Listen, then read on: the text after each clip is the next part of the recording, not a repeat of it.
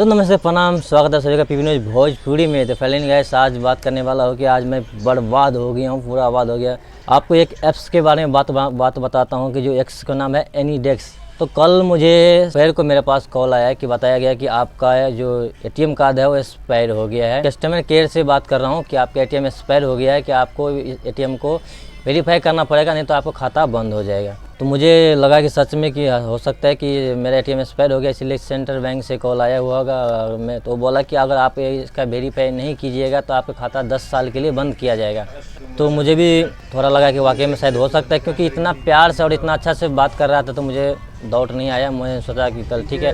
फिर उसने बोला एनीडेस्क एक ऐप्स आता है, मैं अगर स्क्रीनशॉट पे दिखा दूंगा, आप देख सकते हैं। तो ऐप्स के बारे में बोला कि ऐप्स डाउनलोड कीजिए। मैंने ऐप्स डाउनलोड भी किया और उसके बाद उसने बोला कि अपना वो जो नंबर है एनीडेस्क के ऊपर आता है रेड कलर का नंबर, जो आप देख सकते हैं इसमें, तो वो नंबर मांग रहा था मेरे से कि वो नंबर आप बताइए। तो मैंने नंबर बता दिया था उसको गैस। तो बाकी उसने बोला था कि आपको एक्सेप्ट करने के लिए, तो बट उसमें जो एक्सेप्ट करने के लिए आया तो उसमें लिखा हुआ था वार्निंग और कुछ कंडीशन लिखा हुआ था।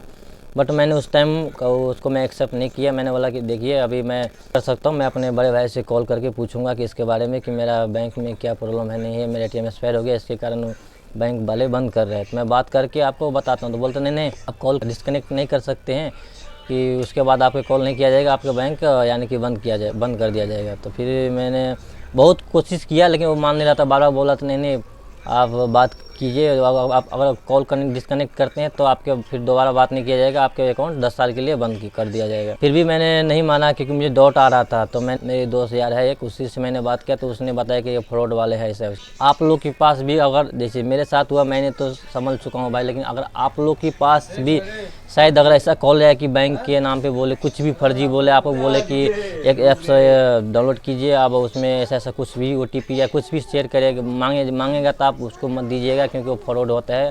सीधा आप बैंक जाइए, बैंक से संपर्क कीजिए कि क्या प्रॉब्लम है आपको। बैंक कभी भी बैंक वाले कभी भी आपको इस तरह कॉल करके नहीं बताता है। वो कस्टमर केयर के, जैसे आपका रिचार्ज अगर ख़त्म है तो कैसे आता है कि आपका रिचार्ज ख़त्म है, आप रिचार्ज करवा सकते हैं आपका इतने दिन का, तो ऐसे ही वो कॉल बैंक से भी आता है। बट मुझे मैं सोचा शायद ऐसे भी कॉल कर सकता है, क्योंकि मैंने एटीएम एक्सपायर हुए मेरे को 5-6 महीने हो चुका था, इसलिए। बाकी ये छोटा सा अपडेट है। और आप लोगों को बता दूं कि मैं वीडियो क्वालिटी सुन रहे कि मेरा माइक मैंने ऑर्डर किया, परचेज़ किया था मैंने फ्लिपकार्ट पे। ये है कि वो बहुत ही कम प्राइस में आया है ये।